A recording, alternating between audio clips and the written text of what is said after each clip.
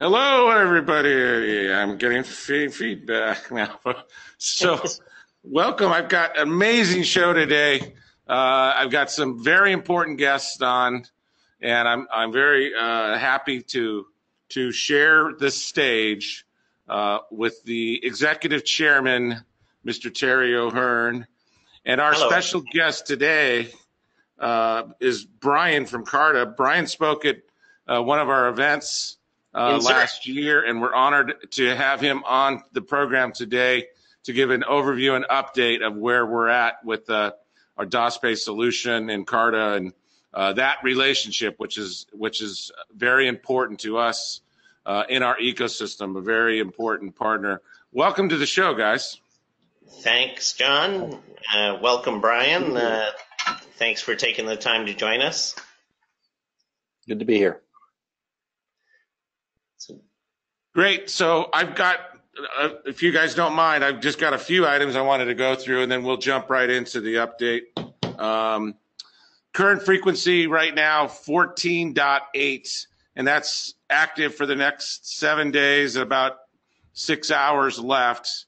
So acquire those licenses sooner than later if you understand what frequency is and how that relates to the yield. I wanted to talk real briefly about payments in, payments out.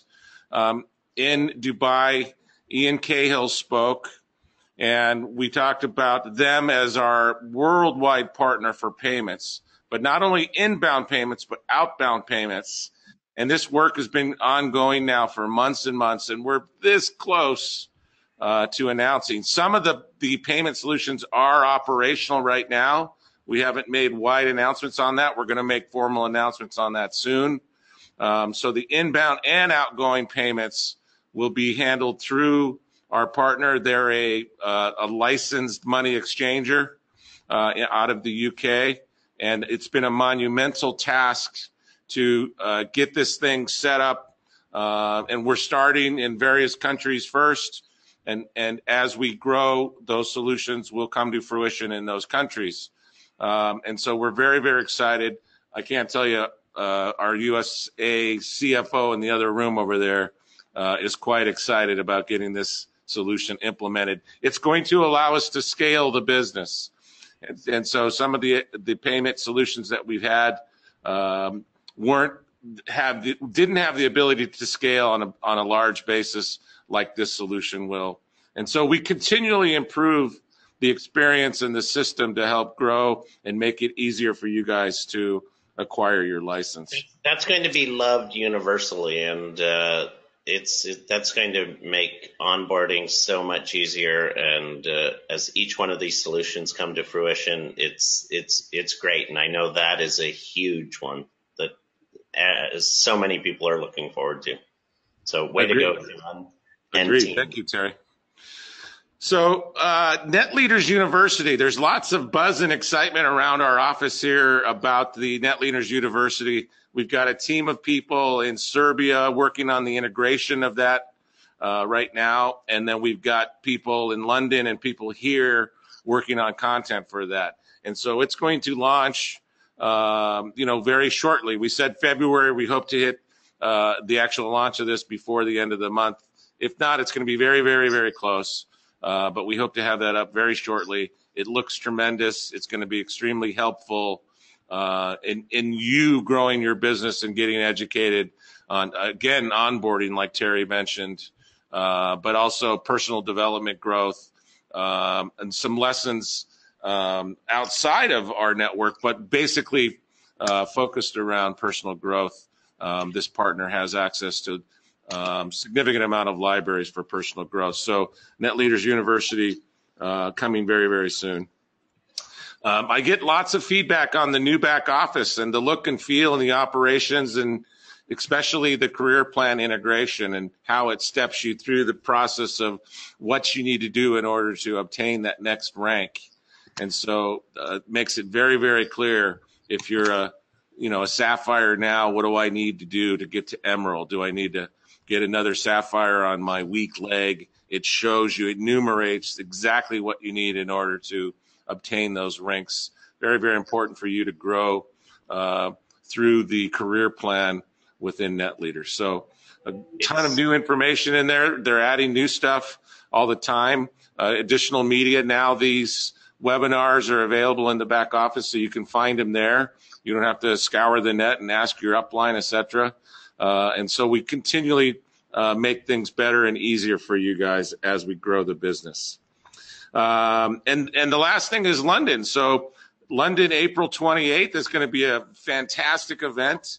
The launch of the exchange at that event. That's our big milestone for that event.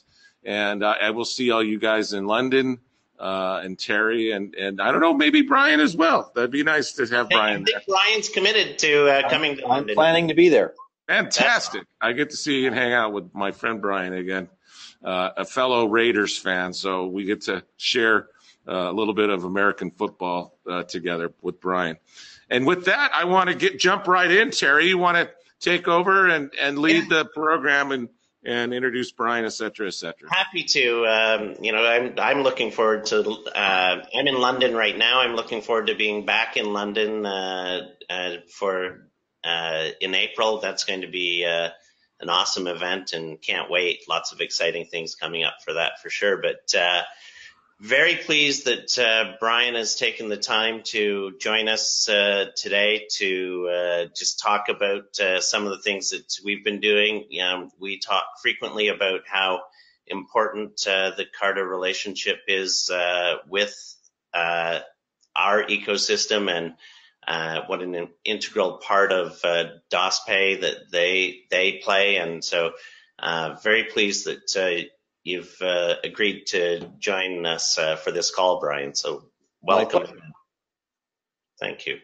Maybe you could just let it free flow a little bit, and know you brought a few slides to talk about, and maybe you can just share a few things with us.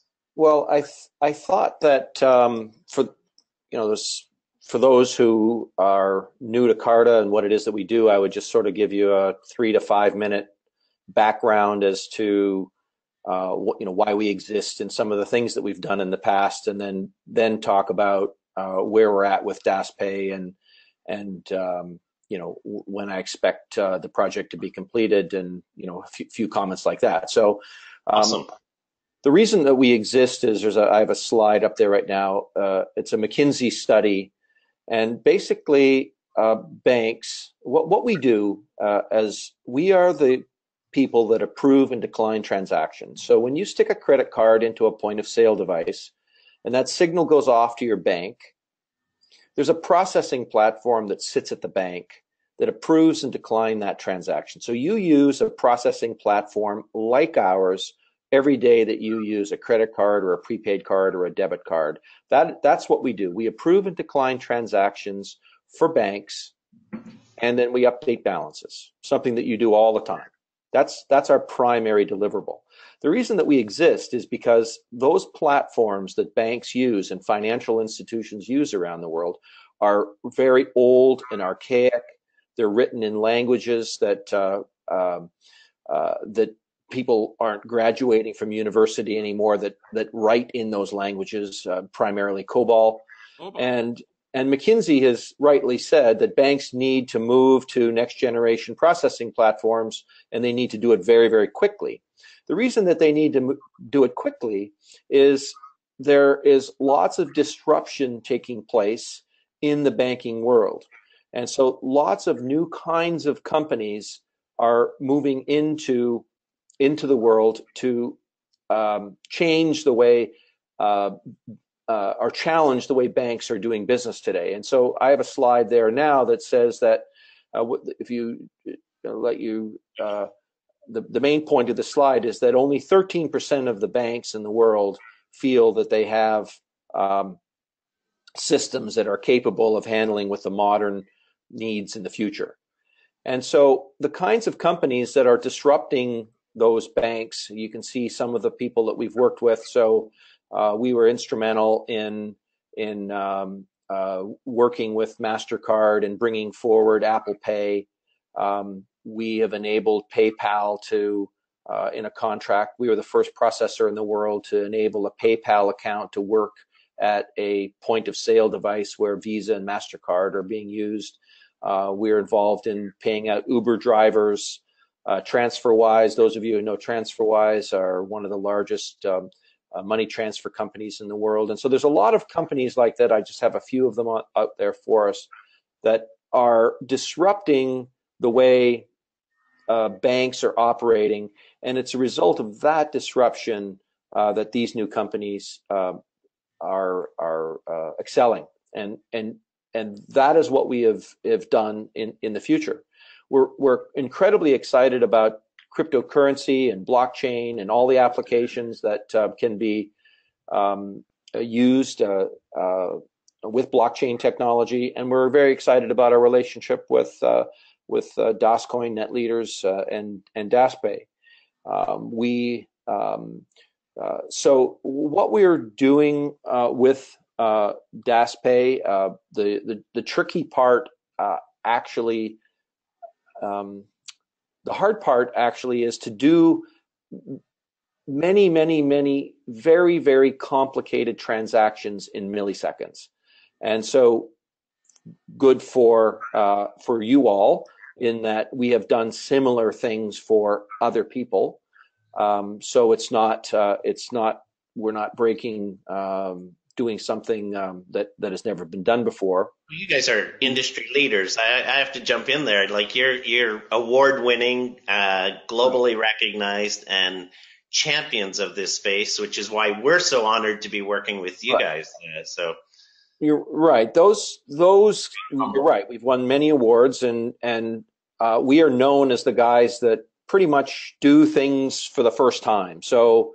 Any new, like just take Apple Pay, for example. We were the first processor in the world to process an Apple Pay transaction. So the reason for that is that we've built our platform for modern requirements. We built our platform after the internet existed, after mobile phones, after chips, after all those things, and the older systems couldn't do that.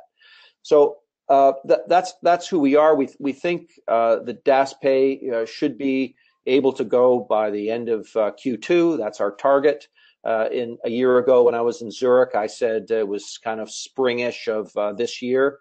I'd say we're largely on track for that. So I'm not too worried about that delivery date.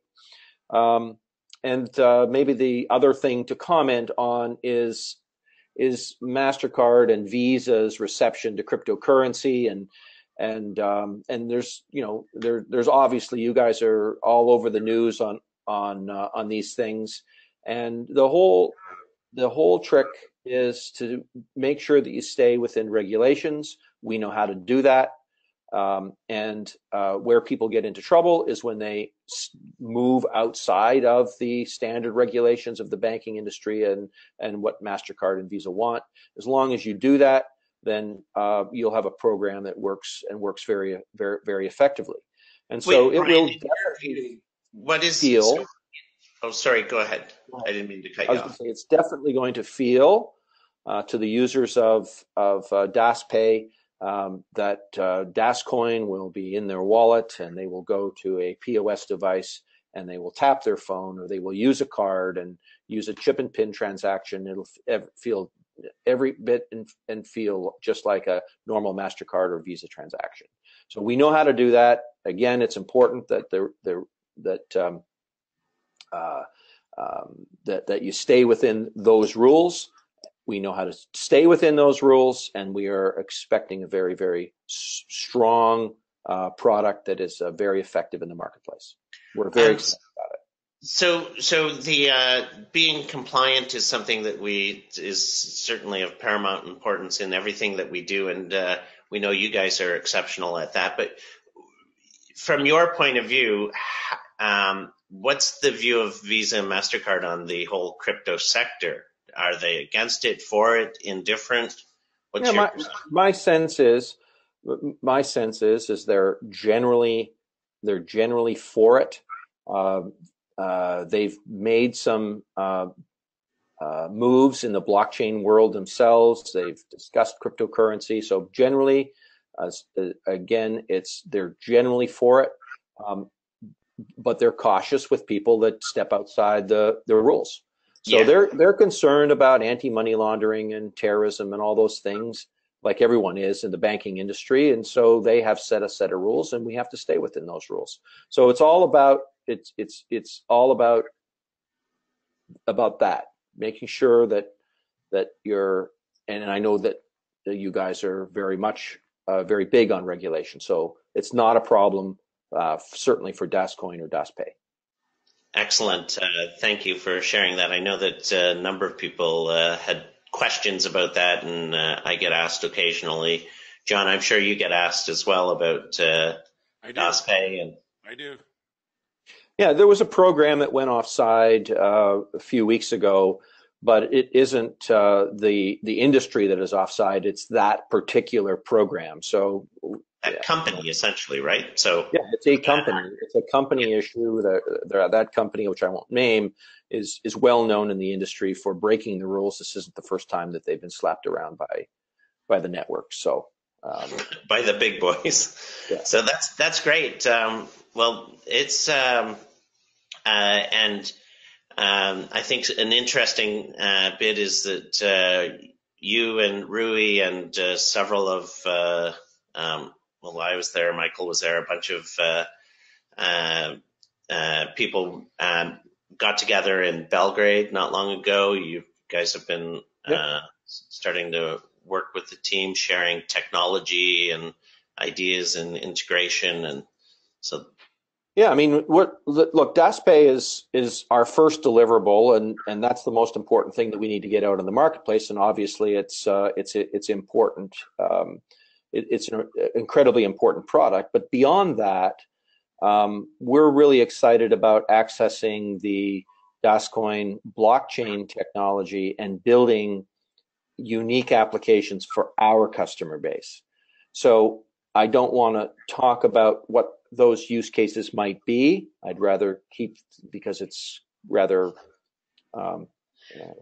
private right now. It's very confidential, some of those applications, but we think there are many, many uses for the DasCoin blockchain technology inside our customer base.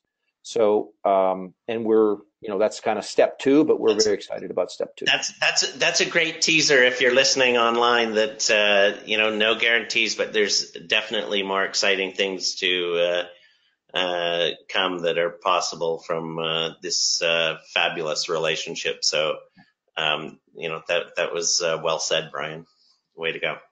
So we're on board, and we're excited about working with you all, and hopefully you'll all get a DasPay application on your phones, and we'll be conducting a transaction in the summer. That's fabulous. Can you hear the people clapping in the audience, Terry? I can. They're actually knocking on my door looking for the card. Did you broadcast my hotel room number? Yeah. Thanks. So I'm definitely coming to London in April, so come and see me. Yeah, well, that'll be great to have you. Everyone that was in Zurich in March of 2016. Most of the people that attended there got to meet Brian, and hopefully, definitely come to London and meet Brian in person. He's a great guy.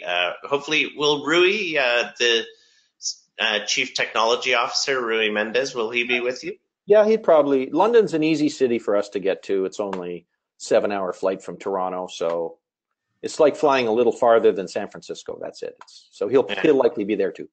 Well, that'd be great, and they're great guys, and be able to meet them both if assuming Rui can make it as well. But thank you very much, Brian, and John. Thank you for having us on. As always, love John's weekly webcasts. They're very informative. Your studio, John, this is the first time I've been on since you've been in the office with your new studio set up. It's amazing. We're still tweaking. We got some minor tweaks. We're going to have some different camera angles so you can see my face instead of me way back in the back here. So continually improving the studio and the lights and the microphones, et cetera, et cetera. So and some more tricks upsize. up our sleeves, and then some new guests coming on in the upcoming weeks as well. So lots of exciting stuff. Great. Thanks, fellas. Thank you, Brian. Bye, everybody. With that, I'm the Managing Director, John Preto, and we will see you guys all next week. Thanks to my guests, Terry and Brian. Thank you guys for coming on, and we'll see you guys next Wednesday. Thank you very much. Thanks, everyone. Thanks, John.